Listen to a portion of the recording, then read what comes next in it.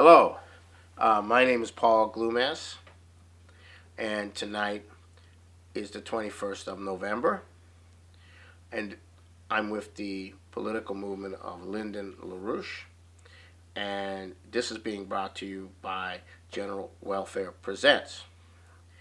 Now, tonight is a multiple level tale of two different systems coming into the world.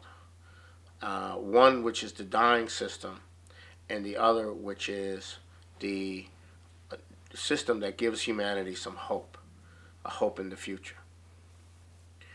And we have a Donald Trump administration caught in the middle of both systems, where there's a tendency in Donald Trump to want to join Asia and partner with Asia in global development and have the United States be the recipient of massive Chinese and also secondarily Japanese investment in rebuilding the United States. But there's another Donald Trump, which is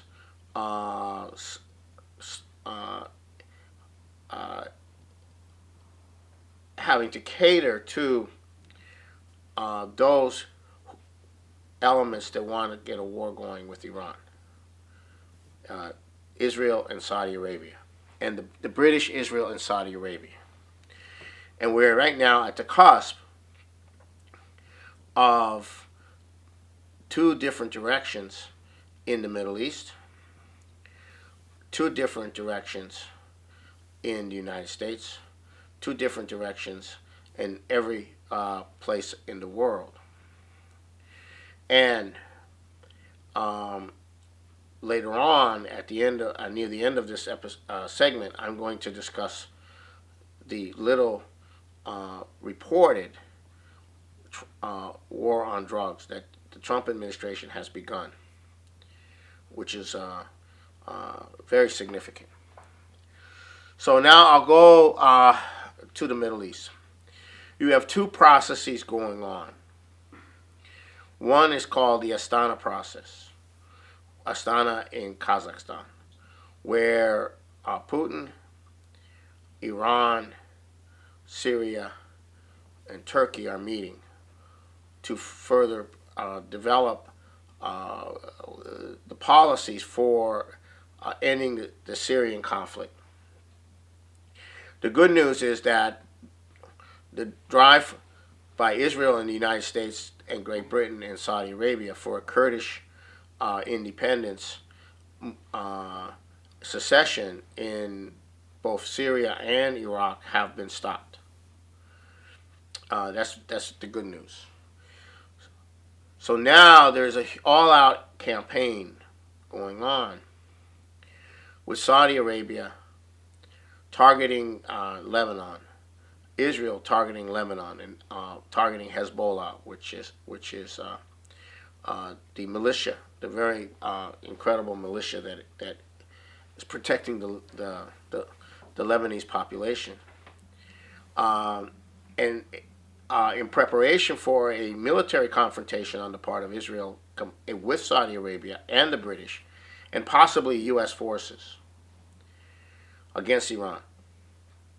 This is on the table now, and a meeting took place in Cairo of the Arab nations, where the Saudis put this all on the table. And now, but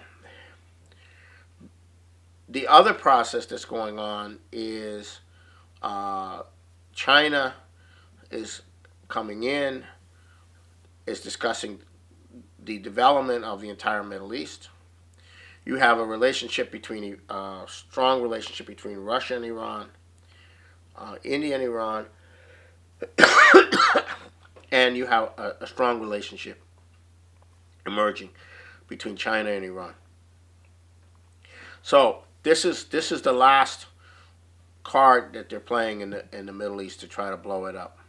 Is the Israeli, Saudi, And what's happened is the Israelis have publicly come out and embraced Saudi Arabia, which is not going to help the image of Saudi Arabia in the Arab world, since nothing is hated more in this world than Israel in the Arab world. So the Israelis are publicly embracing Saudi Arabia. Now, so that's one situation which is reflecting this two different paradigms, two different worlds coming into being, one coming out of being, the other coming into being. Now, then I take you to Europe. The situation is that the attempt to form a coalition government in Germany has failed. The Free Democratic Party has walked out of the talks. They have accused the Green Party and the CDU, Christian Socialist Union, and the Christian Democratic Union of making deals behind their backs. Currently, there is no government in Germany. The parties involved do not want another election. So right now, you have no functioning, no elected government. Coalition has come in, and no elections have been called, and no agreements have occurred to form a new government. Who would have thought that this would be the situation in the strongest nation of Europe, Germany?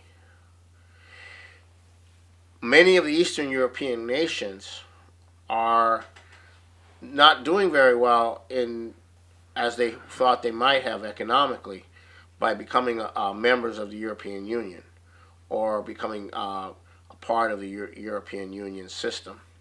And many of these, whether they be Poland, whether they be Czechia, Slovakia, Hungary, many of them, Bulgaria, Romania, and others, are suffering economically.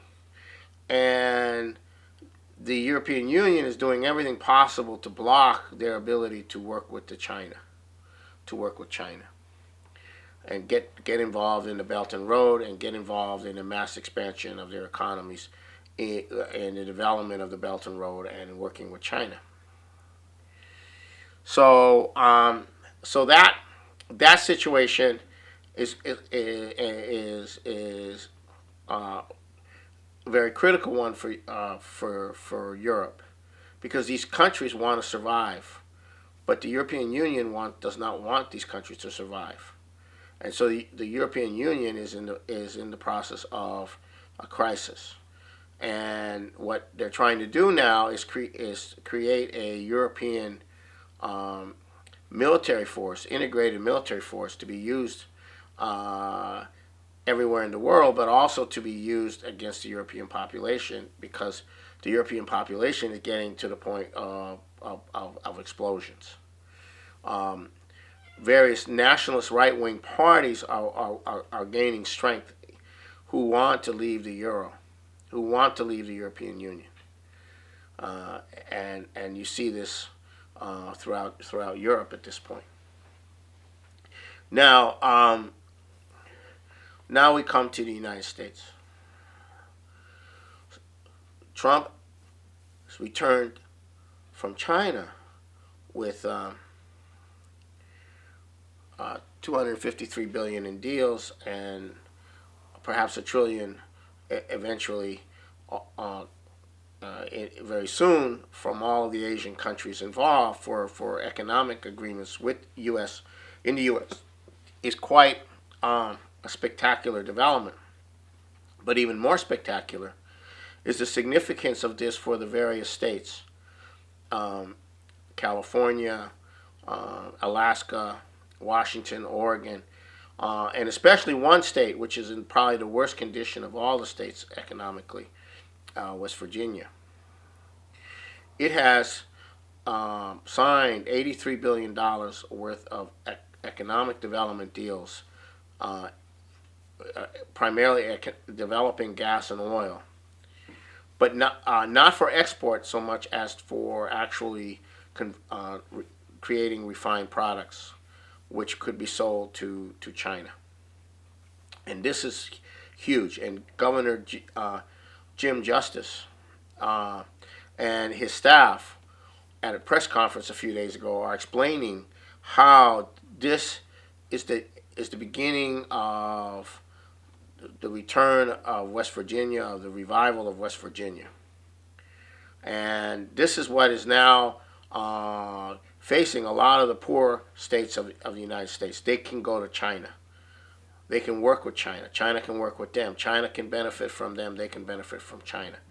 And this is having an incredible impact in the U.S., even though the mainstream media is absolutely gone berserk. And the Democratic Party right now is in a retreat, meeting with George Soros, Nancy Pelosi, on reviving the Resist Trump campaign.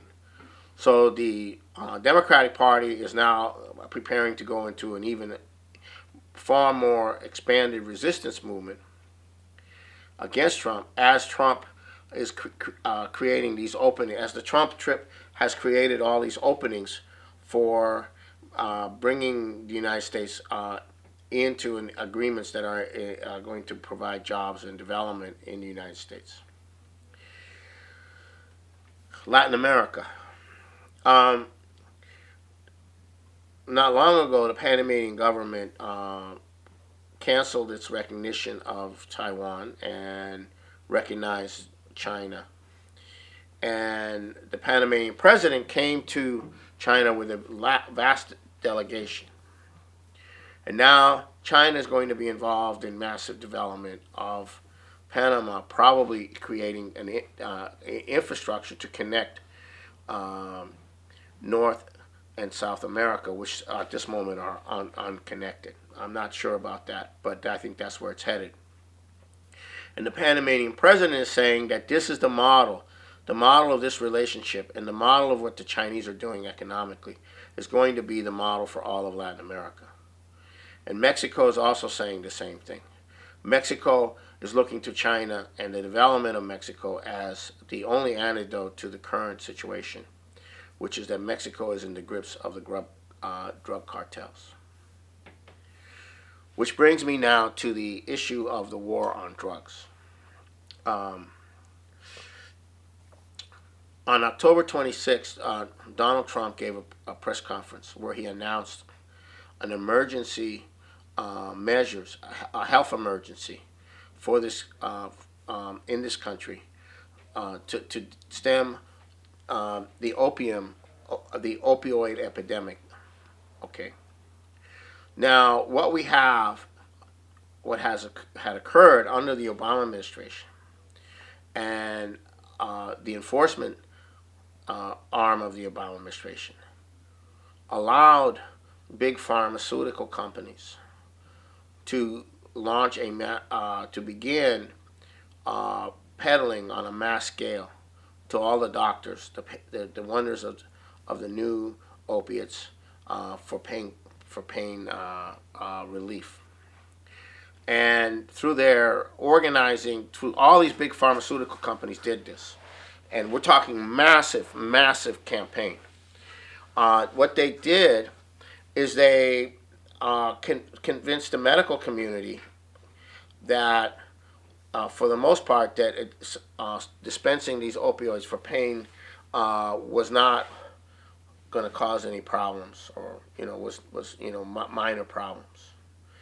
And what happened is there's been a massive skyrocketing of opioid addiction and opioid overdose deaths.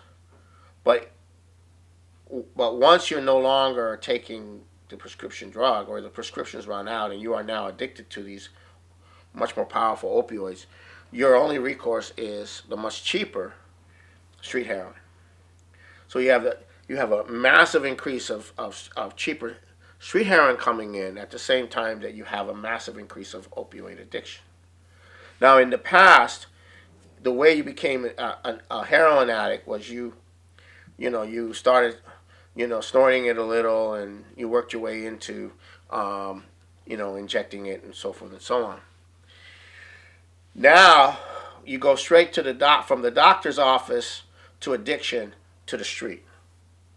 Before you used to go just to the street. Now you go to the doc. So what's happened is the medical profession, in large part, has been turned into a massive addicting force, and many of these doctors, of course, are also involved in dispensing these drugs illegally, backdoor. And many of the pharmaceutical companies have been involved in pumping these opioids into the black market through these various pill mills and various on a mass scale. Now, it is the Drug Enforcement Agency which is supposed to enforce this. And up until recently, the Drug Enforcement Agency had the power to confiscate the supplies if they of shipments of opioid and other substances if they thought there was something funny going on. You know, we confiscate it now and we ask questions later. However, the pharmaceutical company spent $102 million lobbying Congress to get a bill through Congress, which went through in 2016, which basically made this aspect of self-policing, essentially taking away the power of policing of the DEA and resting it in the pharmaceutical, basically self-policing. That combined with the turning a blind eye of the Obama administration has created a most incredible opioid crisis. And then fentanyl has been put in is being put in all the heroin, and a lot of the heroin and all of these things is because it actually reinforces addiction. It makes it's a stronger drug, but it also accelerates it makes it easier to addict people. That's why they're putting fentanyl in these in various. So you have these mass deaths taking, massive amount of people dying as a result. But it's impacting the society in the most incredible way. It's impacting especially the health services sector, which is, can't even get to other things because so many people are going into comas and have to be dealt with. And so coming out of President's declaration of a health emergency, the President has done two things. One, he has got the NIH, National Institute of Health, teamed up with the private sector to create, as fast as possible, non-opioid painkillers to begin replacing the opioid painkillers. This is huge. And then the green light has been given to all the cities and counties, all the counties and states to start suing the opioid. The major pharmaceuticals. We're talking major pharmaceuticals now being sued in the billions of dollars, and this has all begun. This is all starting to happen. It's in Wisconsin. It's Indianapolis. It's Boston. It's Quincy. It's Seattle. And many other.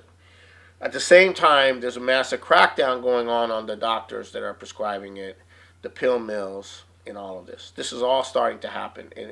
But what's happening also is that none of this is being reported in the national media.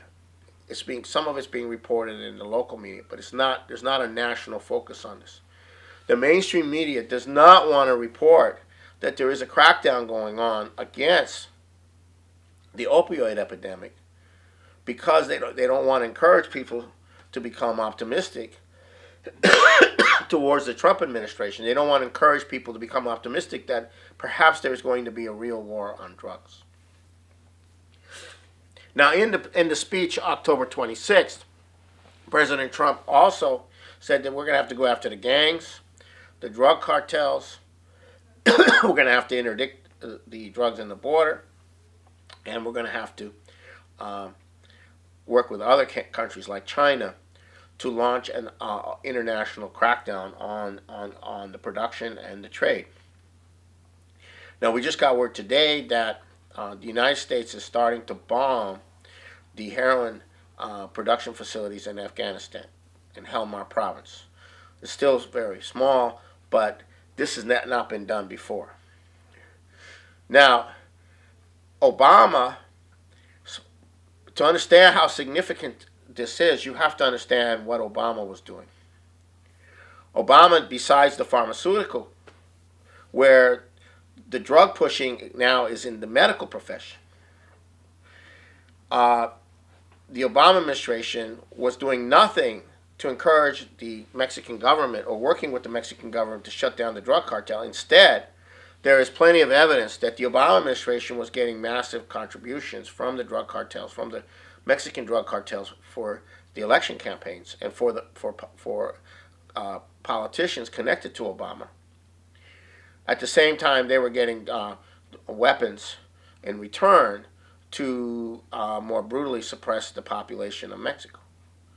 So you have essentially an Obama administration which is very much involved in supporting and benefiting from cooperation with the drug cartels. Now, it is said that the Sinaloa cartel out of Sinaloa, Mexico, actually runs most of the distribution of drugs in the United States, a majority, and another 5 or so Mexican drug cartels run most of the rest.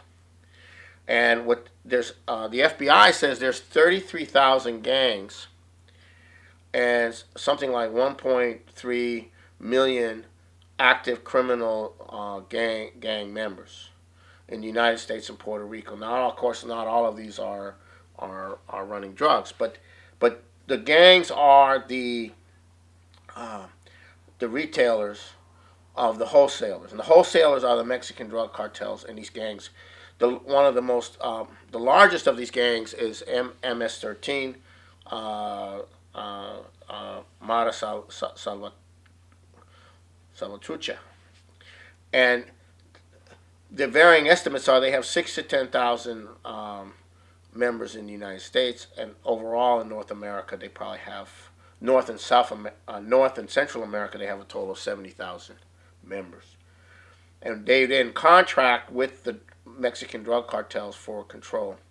Now, what Trump did in the later part of May and early part of later part of April and May of this year is he cracked down, and 1,600 of these were arrested or rounded up. Many of them leadership. No one has seen such a roundup in period. And this is just the beginning of the potential that exists should the Trump administration become more consolidated. Because the sentiment there in the law enforcement community, in the population in general, which is suffering incredibly.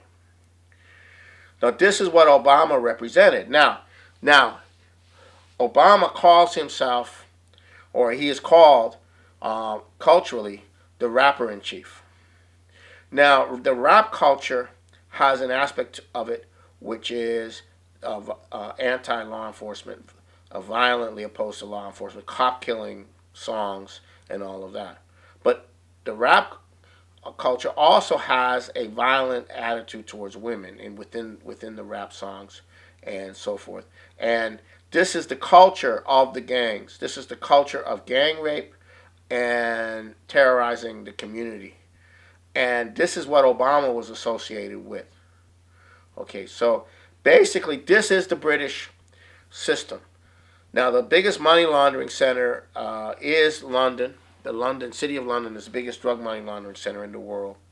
So the funds go through this global system and are the key to sustaining the financial system. They're one of the keys to sustaining the financial system. And then the individual who represents the city of London in the political sense is George Soros. And right now he's meeting with the leadership of the Democratic Party, telling them what to do. He is providing the funds for all the legalization fights.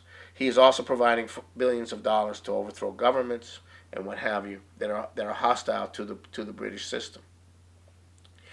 And one of the things that's going on through the legalization of drugs is this idea that you have a right to destroy yourself if you want, and this is the most demoralizing thing you can have in a society, because because the society has spent a tremendous amount of effort to create a person who is capable and can be a contribution to the society, and to say it is permissible for that person to destroy themselves, and nothing is to be allowed to be done to prevent that, is the most demoralizing thing you can do to a country. And that is what George Soros is doing with this massive campaign of legalizing drugs and the whole liberalism that goes with that.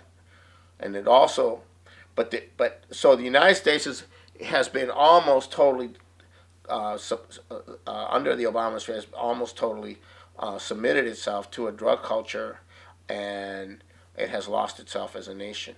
And so this war on drugs, which is not being reported in the media, is absolutely crucial to restoring the nation.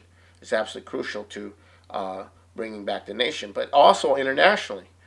It's also key in any kind of cooperation between Russia, China, India, the U.S., and other nations, is we have to shut down this whole drug thing. So this is what is on the horizon also. This is also the new paradigm versus the old paradigm, which is anything goes. And the hopelessness of living in a world in which you cannot stop your children from being turned into addicts, and you can't trust your doctor anymore.